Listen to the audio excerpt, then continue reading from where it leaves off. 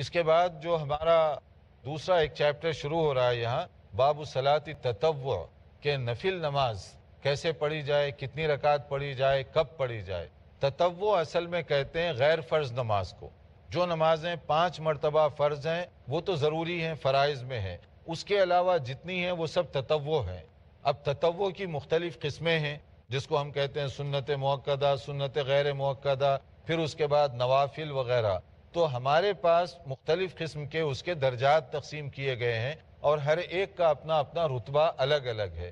Overall اس کو صلاۃ التطوع کہا جاتا ہے۔ یہ نفلی نماز ہے، یعنی غیر فرض نماز۔ نفل کے اندر بھی اس کے اپنے لیولز ہیں، اس کا اپنا مقام، اس کا درجہ ہے، لیکن نوافل پڑھنے کی بڑی اہمیت ہے۔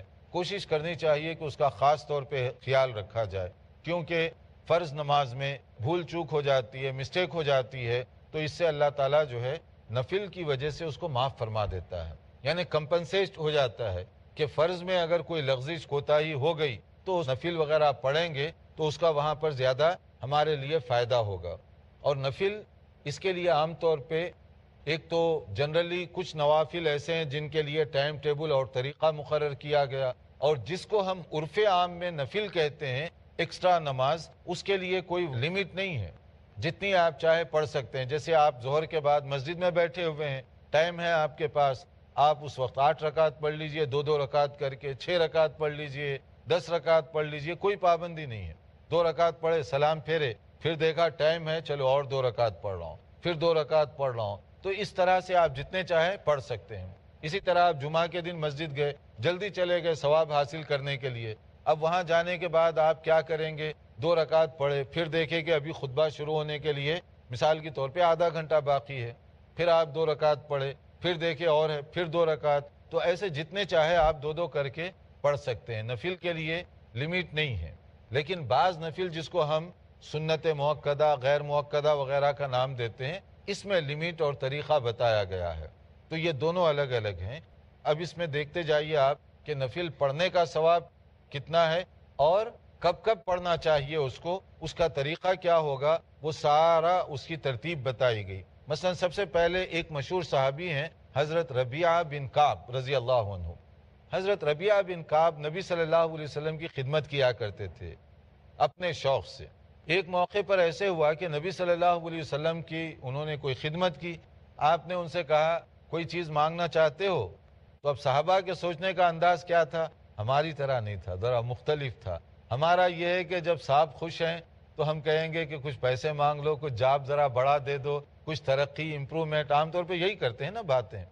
لیکن صحابہ کے سوچنے کا پیمانہ الگ تھا، ان کے سوچنے کا اندازہ جنت مانگنا چاہیے، ثواب کی کام، طریقہ ایسا مانگو جس میں چل کر زیادہ فائدہ ہو سکے۔ ہم سے ذرا مختلف ان کا انداز تھا۔ اب یہ صحابی نے کیا مانگا، اس کو دیکھیے۔ ربیعہ بن کعب رضی اللہ تعالی عنہ قال علی النبی صلی اللہ علیہ وسلم سل، نبی کریم صلی اللہ علیہ وسلم نے ایک مرتبہ ان سے پوچھا کہ پوچھو، مانگو، تو انہوں نے کیا کہا؟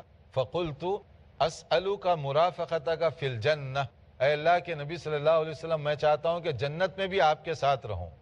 دیکھا مانگا تو کیا مانگا، دیکھو جنت بھی نہیں، جنت کے اونچے درجات کے نبی کے ساتھ جنت میں رہنا چاہتا ہوں، یہ میری خواہش ہے۔ بھائی کوئی دنیاوی چیز ہے، کوئی ایسی یہاں کی بات مانگو، تم تو بہت بڑی جنت مانگ رہے ہیں تم۔ تو نبی صلی اللہ علیہ وسلم نے فقال او غیر ذلک، نبی صلی اللہ علیہ وسلم نے پوچھا کوئی اور بات مانگ لو۔ تو صحابی کے سوچنے کا نہ وہ مل گیا تو سب مل گیا، یہ دنیا نہیں چاہیے مجھے، یہاں کے پیسے، کوئی چیز نہیں چاہیے، ہوا ذاک، انہوں نے کہا نہیں وہی چاہیے، جنت۔ تو اب نبی صلی اللہ علیہ وسلم نے ان کو ایک مشورہ دیا کہ جنت اگر تم اتنا اونچے درجات لینا چاہتے ہو جنت کے، اس میں جو ہے نا تھوڑا سا محنت کرنی پڑے گی۔ اور وہ کیسے محنت کرو گے؟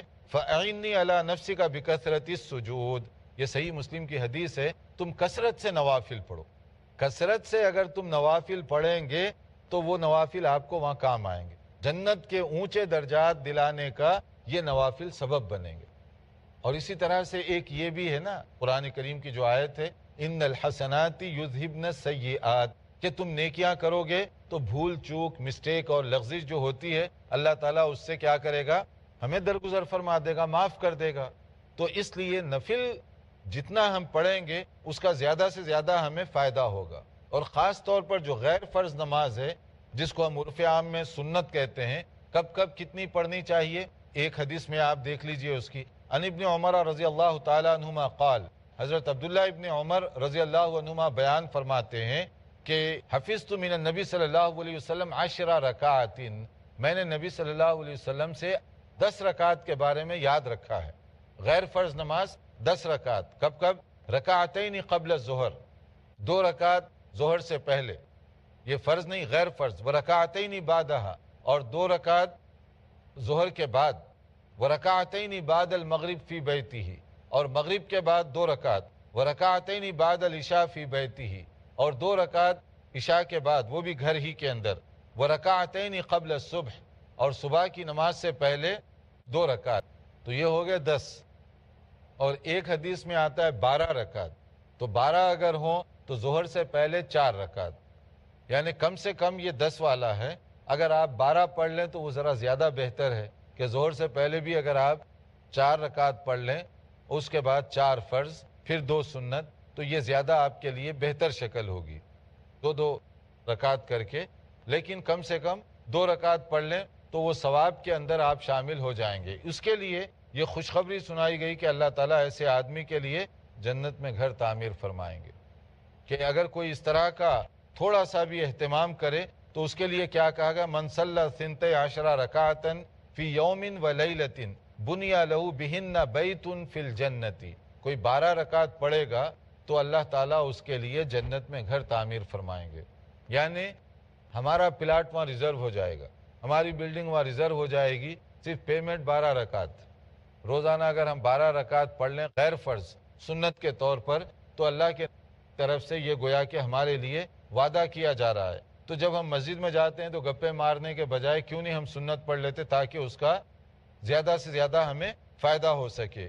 اور نبی کریم صلی اللہ علیہ وسلم عموماً جو فجر کی نماز ہے اس پر بھی خاص طور پر توجہ دیا کرتے تھے، اور اسی طرح سے عصر کی نماز سے پہلے بھی، یہ سنت مؤکدہ نہیں ہے لیکن اگر اس کو پڑھا جائے، جیسے حدیث میں بتایا گیا، قال رسول اللہ صلی اللہ علیہ وسلم رحم اللہ امرأ صلی 4 قبل العصر، اللہ تعالیٰ اس آدمی پر خصوصی مہربانی کرے جو عصر کی فرض نماز سے پہلے 4 رکعت پڑھ لیتا ہے۔ تو اس کے لیے یہ ایک الگ مسئلہ ریوارڈ دیا گیا، وہ جنرل ریوارڈ جو گھر والا ہے وہ تو محفوظ ہو گیا، اب یہ پلس ہے۔ اب دیکھیے مومن جو ہے کتنی طریقوں سے اپنے اکاؤنٹ بنا رہا ہے، کتنی طریقوں سے اس کو کما رہا ہے، جیسے ہم کہتے ہیں نا ڈبل جاب کر رہا ہے، ادھر جو ہے 6 گھنٹے لگا رہا، ادھر 2 گھنٹے لگا رہا، ادھر 3 گھنٹے لگا رہا، ٹوٹل انکم اس کی کتنی ہے؟ تو مومن یہ سوچتا ہے کہ وہ جنت میں کتنے درجات اونچے ہی اونچے، وہ ایک گھر کی بات ادھر ہو گئی، ادھر ایک ثواب کی بات ہو گئی، اور ادھر وہ ہو گئی، تو یہ سب چیزیں جو ہے کس طریقے سے مومن اس سے فائدہ اٹھا رہا ہے۔ اب اسی طرح سے 2 رکعت مغرب سے پہلے بھی ہیں، جیسے کہا گیا صلو قبل المغرب، کہ نبی صلی اللہ علیہ وسلم نے فرمایا کہ مغرب سے پہلے بھی 2 رکعت پڑھو، اور پھر اس کے بعد آپ نے فرمایا لمن شاء، یعنی اختیاری ہے، نان ابلیگیٹری، یہ ضروری نہیں ہے۔ کراہیت ان یتخذہ الناس سنتا، کہیں ایسا نہ ہو کہ لوگ اس کو جو واجبی سنت ہے، ضروری سنت، اس کا درجہ دے دیں، جیسے صحیح بخاری کے اندر کہا گیا۔ اور نبی صلی اللہ علیہ وسلم کے جو صحابہ ہیں وہ بیان کرتے ہیں کہ کننا نصلی رکعتین بعد غروب الشمس وکان النبی صلی اللہ علیہ وسلم یرانا فلم یأمرنا ولم ینہانا، کہ ہم عام طور پہ سورج جب غروب ہو جاتا مغرب کے لیے تو اس وقت 2 رکعت پڑھا کرتے تھے، جبکہ نبی صلی اللہ علیہ وسلم ہمیں دیکھ رہے ہوتے، اور آپ اس کا تاکید سے نہ حکم دیتے نہ منع کرتے، تو اس کا معنی کیا ہے؟ آپ اس کو ایکسیپٹ کر لیے۔ عصر کے بعد کوئی نماز نفل نہیں ہے مگر کب تک؟ سورج غروب ہونے تک۔ جب سورج غروب ہو گیا، مغرب کی اذان ہو گئی، تو آپ وہاں پر 2 رکعت پڑھیں مغرب کی نماز سے پہلے۔ اس کا عام طور پر بہت کم لوگ اہتمام کرتے ہیں، مغرب کے بعد تو جو ہے ہماری مساجد میں عموماً اتنا خیال ہی نہیں رکھا جاتا، بس جدھر اذان کا آخری لفظ نکلا ادھر اللہ اکبر شروع ہو گئی، حالانکہ مسنون یہ ہے کہ وہاں بھی تھوڑا سا بریک دینا چاہیے تاکہ لوگ جو 2 رکعت پڑھنا چاہیں اس حدیث کے مطابق وہ 2 رکعت پڑھ سکیں۔